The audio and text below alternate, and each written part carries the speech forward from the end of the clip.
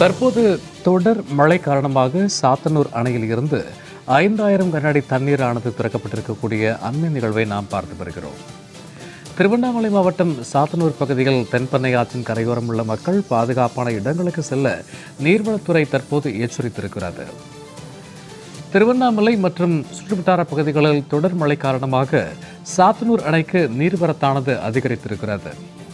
இதனால் சுமார் 5000 கன அடி தண்ணீர் வெளியேற்றப்படுவதாகவும் கரையோர மக்கள் பாதுகாப்பான இடங்களுக்கு செல்லவும் மாவட்ட நிர்வாகம் அறிவுறுத்தக்கூடிய நிகழ்வை நாம் அண்மை செய்தியாய் பார்த்து வருகிறோம். இது குறித்த கூடுதல் விவரங்களோடு இணைகிறார் எமது செய்தியாளர் திருவண்ணாமலையிலிருந்து விஜயகுமார். வணக்கம் விஜயகுமார். தற்போது சாத்தனூர் அணையினுடைய நீர்மட்டம் மற்றும் வெளியேற்றப்படக்கூடிய நீரின் அளவு குறித்தான கூடுதல் விவரங்கள். வணக்கம் சூர்யா. நிச்சயமாக திருவண்ணாமலை மாவட்டம் தன்றாம்பட்டு அடுத்த சாத்தனூர் ஊராட்சியில் உள்ள தென்பெண்ணை ஆற்றின் குறுக்கே காமராஜர் ஆட்சி காலத்தில் சாத்தனூர் அணை கட்டப்பட்டது. சாத்தனூர் அணை 119 அடி உயரம் கொண்டது. சாத்தனூர் அணையிலிருந்து 7321 மில்லியன் கன அடியாகவும் சாத்தனூர் அணை தற்போது 113.20 அடியாகவும் உள்ளது. வடகிழக்கு பருவமழை காரணமாக சாத்தனூர் அணையின் நீர்பிடிப்பு பகுதியிலான அரூர், ஊத்தங்கரை, கல்லாறு பகுதிகளில் கனமழை பெய்து வருவதால் வினாடிக்கு 5000 கன அடி வரை தண்ணீர் திறந்து விடப்படுகிறது.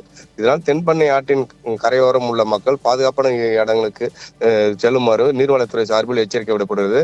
தென்பெண்ணை ஆற்றின் கரையோரம் உள்ள மக்கள் பாதுகாப்பான இடங்களுக்கு செல்லவும் தங்களது குழந்தைகளை ஆற்றில் இறங்கி விளையாட அனுமதிக்கவும் கூடாது என நீர்வளத்துறையினர் எச்சரிக்கை விடுத்துள்ளனர்.